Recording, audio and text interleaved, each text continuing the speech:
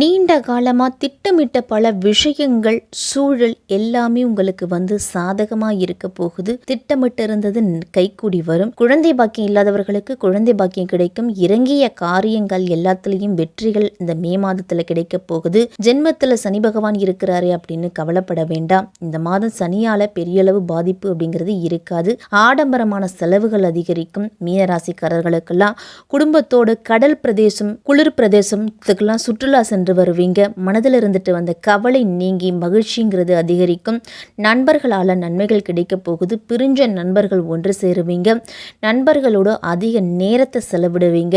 ஆன்மீகத்தில் நாட்டம் அதிகரிக்கும். அதனால் மனதுக்கு பிடித்த கோயிலுக்கெல்லாம் சென்று வருவீங்க. தலைவலி கொடுத்துட்டு வந்த ராகு பகவான் உங்கள் ராசிக்கு 12ஆம் இடத்துக்கு பேச்சியாக போகிறார். அதனால் 2வது வாரத்திலிருந்து வீண் விரயங்கள் குறையும். சூரியன் 3ஆம் இடத்துக்கு போகிறார். அப்போ முயற்சிகள் அனைத்தும் வெற்றியடையும். தடைப்பட்ட காரியங்கள் நிறைவேறும்.